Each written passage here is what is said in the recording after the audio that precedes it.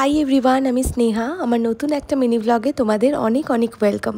তো বেশ কদিন শরীরটা খারাপ থাকার পর আজকে একটু বেটার ফিল করছি, তাই আবারও তোমাদের সঙ্গে পুরো দিনের ভিডিওটা শেয়ার করছি।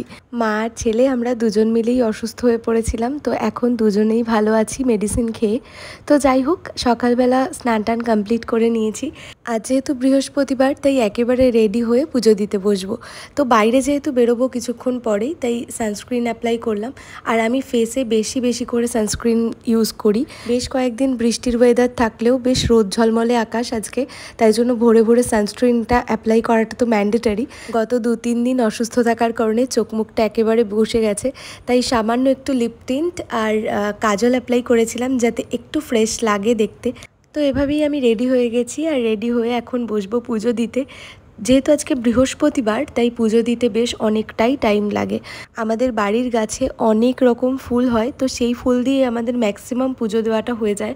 কিন্তু শুধুমাত্র বৃহস্পতিবারে একটা জেঠু এসে আমাদের বাড়িতে আরও ফুল দিয়ে যায়, কারণ বৃহস্পতিবারে তো অনেক কিছুই সরঞ্জাম এক্সট্রা লাগে অন্য দিনের পুজোর তুলনায়। যেমন কলা লাগে, পান পাতা, আমপল্লব, তার সঙ্গে বেলপাতা, তুলসী পাতা, আরও অনেক কিছু। আমি প্রত্যেক দিন পুজো দেওয়ার চেষ্টা করি, আর যেদিন যেদিন পারি না সেদিন মা পুজো দিয়ে দেয়। গত 2 দিন যেমন আমি পুজো দিতে পারিনি, সেই 2 দিন মাই পুজো দিয়েছে, কারণ আমার এতটাই জ্বর ছিল যে আমি মাথা পর্যন্ত তুলতে পারছিলাম না। যাই হোক, আজকে আবার বৃহস্পতিবারের পুজোটা দিতে পেরে বেশ ভালো লাগছে।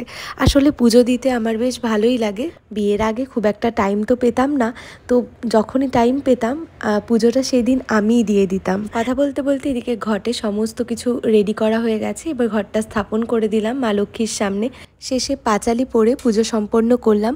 আমি কিন্তু প্রত্যেক বৃহস্পতিবারের ব্রতকথাটাও পড়ি, আবার প্রত্যেক মাসের ব্রতকথাটাও পড়ি। ঘরের পুজো দিয়ে বাইরে এসে তুলসী মঞ্চতে একটু পুজো করে নিলাম। তারপরে আমি চলে গেলাম ঘরে গিয়ে জিনিসপত্র গুছিয়ে নিলাম, কারণ আজ তো আমার ক্লাস করানো আছে। কিছুক্ষণ আগেই এসে বাবিকে বাপি নিয়ে গেছে, সেই জন্য আমাকে আজকে একাই যেতে হবে। অন্যদিন তো বাবিকে নিয়ে যাই। তো যাই হোক, আমার খুব খিদে পেয়ে গেছিলো, তো যেহেতু সকাল থেকে আজকে সেভাবে কিছু খাওয়া হয়নি, বাট এই টাইমে কিছু ভারী খাবার খেলে আবার লাঞ্চ করতে পারবো না। তো আমি ছাতুর শরবত বানিয়ে নিলাম, এর মধ্যে একটু লেবু রস অ্যাড করেছিলাম, বেশ খেতে ভালোই লাগছিল। তো যাই হোক, এরপরে আমি টোটো করে বাড়ির উদ্দেশ্যে রওনা দিলাম। আর আজকে অনেকগুলো শাড়ি নিয়ে যাচ্ছি, যেগুলোর পারপিও করতে হবে, সেই জন্য মাকে সেটা দিয়ে আসবো। বাড়িতে এসে দেখলাম বাবি স্নান কমপ্লিট, এবারও অনেকগুলো গাড়ি নিয়ে ছড়িয়ে খেলতে বসেছে। তো খাওয়া দাওয়া কমপ্লিট করার পর আজকে বসেছি একটু বাতাবি মাখা খেতে, তো বেশ ভালোই লাগলো। তারপরে তো আমার অ্যাজ ইউজুয়াল আমার যেটা ডিউটি, মানে আমার আজকে ক্লাস করানো থাকে পুচকুগুলোকে। তো বেসিক্যালি আজকে ওদের ইন্ডিপেন্ডেন্স ডে উপলক্ষে নাচ প্র্যাকটিস করাচ্ছিলাম। তো তবে আগে যেমন প্রোগ্রামের খুব ঘনঘটা ছিল, এখন কিন্তু আর সেটা নেই।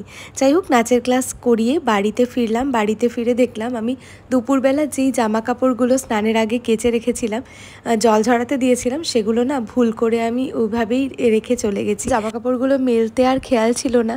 তো বাড়িতে আসার পর তারপর জামা কাপড়গুলো ব্যালকনিতে মেলে দিলাম।